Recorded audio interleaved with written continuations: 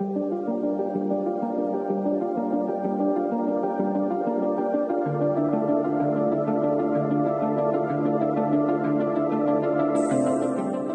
everybody. Welcome to the Construction Record Podcast. I'm digital media editor Warren Frey, and with me today I have Mulisius Joe, SME coordinator of the Apprenticeship Service Program.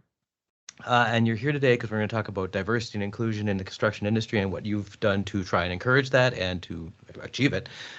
So I guess I'd start with your background in construction, because you've worked in on site for 10 years and I think continue to, right? And what you're doing now.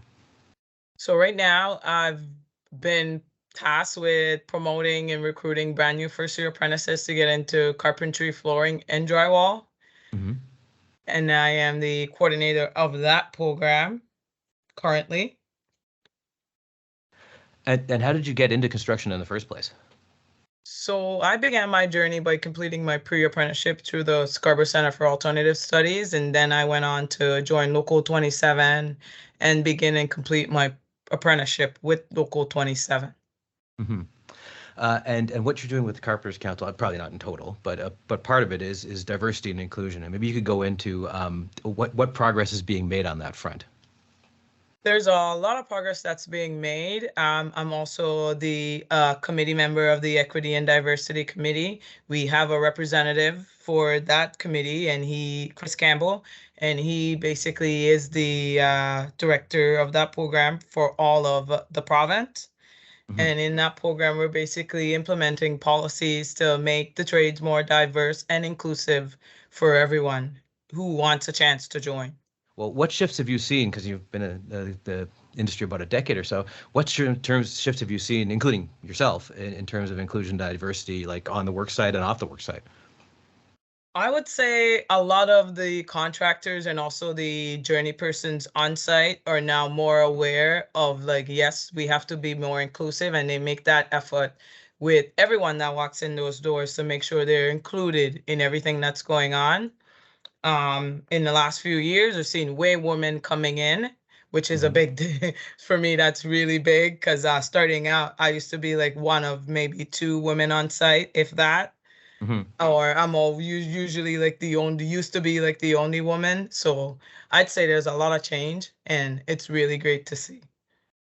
And societally, we're running into roadblocks still, but I'm sure in the industry as well. What roadblocks do you still see coming up in terms of encouraging diversity and inclusion? I wouldn't say roadblocks per se, because most people, once they are aware of it, they're on board and ready to embrace that. I would say for the people trying to join, most of them are from equity deserving groups, and they most times they're not aware that this option is open and available to them, or even if it is, how to go about starting that journey. Okay, and just in terms of that, what kind of resources are around for racialized, LGBTQ, Indigenous people, women who want to get into the trades but don't know where to start? So now we just launched the Apprenticeship Service Program at the end of August with Local 27, and that aims to facilitate a lot of these people from those groups, whether you're a woman, visible minority, an Indigenous person, or a person with a disability, or a newcomer to Canada. We're basically trying to facilitate those persons entering the trades. Also, there's a lot of great organizations out there like Building Up and Toronto Community Benefit that actually facilitate these people getting into the trade, getting the hands-on experience, so they're ready for the jobs, and then facilitating them joining, whether it's Local 27 or whichever union they'd like to join to begin their journey in the trades.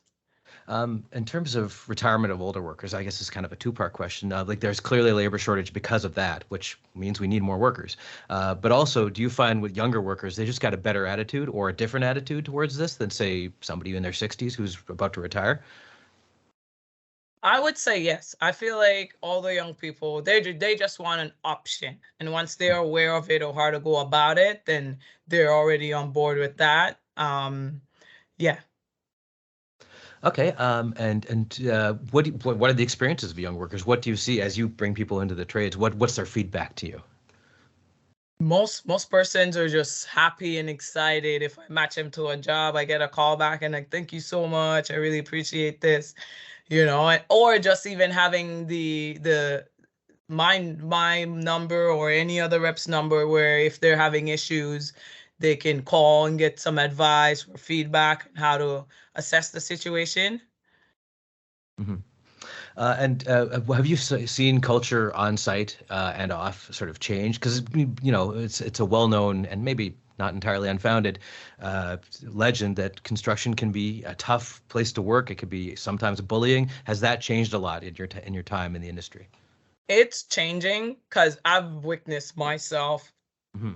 watching other people stepping up when something's said that might be racial or just on the line of offensive. So I Hmm. feel like more people are aware of things that shouldn't happen, and they're taking the initiative and standing up for whether it's another apprentice or whoever it is on site, and stepping in and saying, okay, buddy, this is not okay. Whether it's in private or in front of everybody, I've seen instances of that happening. So Hmm. it's definitely changing. That's good. And I guess my final question would be, where do people go if they're interested in getting into the industry and through what you're doing, like what your recruitment efforts?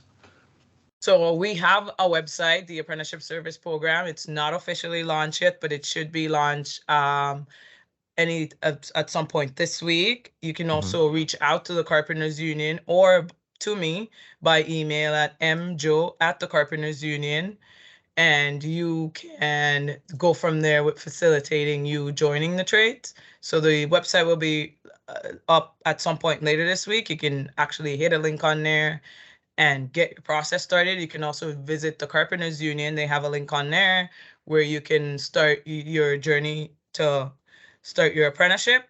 Or you can also reach out to me at mjoe at the Carpenters Union for further information on how to do that. Okay, great. Thanks for joining us today. Thank you very much for having me.